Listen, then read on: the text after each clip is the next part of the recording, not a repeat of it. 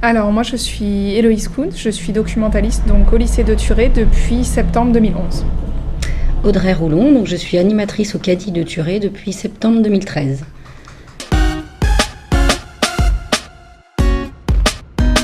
Alors le CADI en fait c'est né de la fusion entre ce qui existait préalablement à l'arrivée d'Audrey, c'est-à-dire le CDI, le centre de documentation et d'information, et le CAI, le centre d'accompagnement individuel. Un CDI amélioré quoi, un CDI avec un A, donc CADI. Pour l'accompagnement.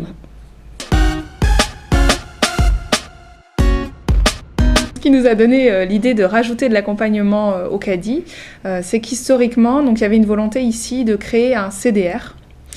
Donc ce qu'on a appelé CAI d'abord au tout début, et puis ensuite au fur et à mesure ça s'est transformé, ça s'est lié de plus en plus au CDI puisqu'on n'avait qu'un seul espace. On s'est dit qu'il fallait qu'on mutualise un maximum nos moyens et qu'on travaille ensemble puisque finalement dans les faits on était ensemble, d'où la création du CADI. Et on avait beaucoup de temps ensemble aussi. On était toutes les deux à temps plein, donc on s'est dit pourquoi pas mutualiser notre temps et faire quelque chose ensemble. Et notamment sur la communication, ça nous permettait de faire des actions communes pour attirer des élèves, aussi bien vers les ressources que vers les actions d'accompagnement, et donc d'avoir plus de public et de mieux répondre à leurs demandes. Le CADI, c'est l'assemblage effectivement du CDI, donc avec moi qui suis documentaliste donc titulaire de l'enseignement agricole et ma collègue donc voilà. Plutôt CDR. Et moi là j'ai un contrat, j'ai commencé par un contrat aidé en 2013 et depuis septembre 2015 je suis en CDD à mi-temps.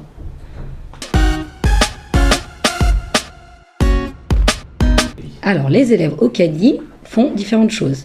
Donc soit ils viennent pour le CDI, donc là je vais laisser parler ma collègue après, mais si c'est pour la partie accompagnement, donc là ils s'adressent aux animatrices ou à Madame Kuhn si vraiment nous on n'est pas là.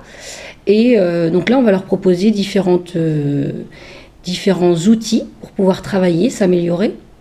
Alors soit ils vont venir d'eux-mêmes parce qu'ils ont un besoin à un instant T, ou alors un enseignant va venir nous voir en disant tel élève il faudrait le rencontrer, il a besoin, etc. Et là, nous, on va essayer de lui proposer des outils qu'il ne va pas utiliser en classe, donc différents pour pouvoir répondre à ses besoins, notamment par le jeu, des mises en situation, etc., etc.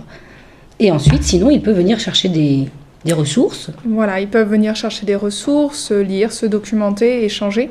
Mais en fait, toutes ces actions sont très proches et sont souvent interchangeables. C'est-à-dire que moi, je vais pouvoir éventuellement aussi les accompagner, que ce soit sur de la recherche d'informations ou sur d'autres choses.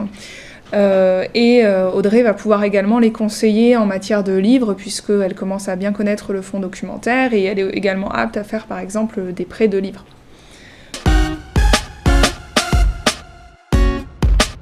Le CADI ressemble un petit peu à ce qu'on peut appeler un learning center, puisqu'on va avoir plein de choses différentes à disposition des élèves, et notamment différentes possibilités dans ce même lieu, c'est-à-dire des possibilités de travail, de travailler tout seul, mais aussi de travailler accompagné, des possibilités de faire des recherches, des possibilités de se cultiver, et aussi des possibilités de se détendre ou d'échanger, puisque des fois on a également des élèves qui viennent simplement pour échanger, pour lire un journal en buvant son café ou ce genre de choses.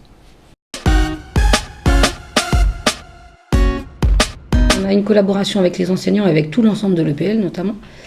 Donc ça va passer par de la communication, beaucoup d'échanges. Alors on a une réunion tous les lundis matins, une réunion pédagogique au niveau du lycée, donc dès qu'on a des informations à faire passer, ça se passe à ce moment-là. Ensuite, on propose aussi des bilans à chaque fin de période qui sont transmis par mail à tous les enseignants et à tout le personnel de l'EPL. Et puis, on sollicite aussi l'équipe pédagogique pour toute action qu'on peut mener ici. Ils sont toujours invités. C'est-à-dire qu'ils peuvent à la fois participer à nos actions, donc que ce soit des actions autour de la lecture ou des actions autour de l'accompagnement. Ils peuvent être là et participer au même titre que les élèves, mais ils peuvent aussi souvent nous référer des élèves, des apprenants en général, qui vont avoir besoin d'un accompagnement spécifique ou de ressources spécifiques. On a mis en place l'année dernière une fiche de liaison avec le conseil de classe et le cadi. Donc les enseignants remplissent cette fiche à la fin du conseil de classe et ils notent les noms des élèves qui seraient susceptibles d'avoir besoin. Et après, nous, comme ça, on peut les rencontrer. Toutes ces actions qui ont été mises en place autour de l'accompagnement de l'individualisation au lycée de Thurey, c'est quelque chose qui permet vraiment de créer du lien entre les élèves et le personnel dans son ensemble de manière générale. C'est-à-dire que ce soit l'équipe de ménage, les professeurs, les élèves, il n'y a pas de barrière, on travaille vraiment ensemble. Tous ensemble, ouais. Ça apporte de l'autonomie aux élèves parce qu'on leur propose des outils pour travailler seuls. Donc au départ, ça va être compliqué. On va leur montrer, si tu veux réviser telle chose ou travailler telle chose, tu as des outils à disposition. Notamment, par exemple, si on prend l'exemple de la reconnaissance des végétaux, on leur a créé des jeux de reconnaissance des végétaux. Donc au départ, on leur montre et après, d'eux-mêmes, ils vont venir au cadi. Je viens réviser ma reconnaissance des végétaux. Ils prennent la boîte de jeu et travaillent seuls. Donc on tend vraiment à l'autonomie. Toutes les classes peuvent apprendre au cadi, mais après, ça va être de différentes manières. Pour les petites classes, notamment les CAP, ça va être beaucoup plus long d'aller vers l'autonomie. On va mettre une année scolaire où on va travailler souvent toutes les semaines, par exemple. On va les avoir en méthodologie, révision. Et là, petit à petit, ça va se faire. Mais c'est plus difficile par rapport à des bacs pro, par exemple des terminales ou des BTS. Mais on y arrive. On y arrive.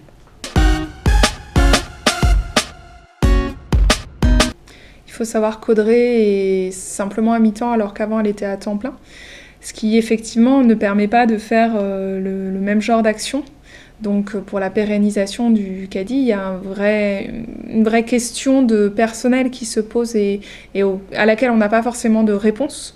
Donc on fait au mieux avec les moyens qu'on a, on essaye au moins de stabiliser ce qu'on a déjà mis en place, mais par contre, c'est vrai que c'est difficile de développer de nouvelles actions avec des temps qui sont un peu réduits, finalement. Dans l'avenir, ce qu'on aimerait, c'est retravailler un petit peu sur le lieu cadi, puisqu'on a mis en place les différents espaces documentaires et les différents espaces de travail avec du matériel et un lieu préexistant. Mais on aimerait bien que tout ceci soit un peu plus lié, c'est-à-dire qu'on ait des choses un peu plus harmonieuses et des espaces un peu mieux délimités. Donc éventuellement faire un projet d'un peu plus grande ampleur de restructuration, puisqu'il faut savoir que ce lieu n'a pas bougé depuis la création du lycée, c'est-à-dire 1993, alors que la plupart des autres salles ont déjà été retouchées. Et puis aussi en piste d'amélioration, je pense qu'il va falloir produire à nouveau des ressources, parce que on en a besoin pour les élèves et on sait que c'est utile, ça prend du temps. Donc produire des nouveaux jeux, parce que là notre objectif c'est la pédagogie par le jeu. Donc voilà, produire des jeux. Il faut savoir que les jeux marchent particulièrement bien, notamment les jeux de reconnaissance des végétaux. Et ce qui pourrait être intéressant aussi pour nous, c'est de les indexer dans la base documentaire pour que tout le monde puisse y avoir accès facilement et puisse repérer ce qu'on propose de manière plus efficace.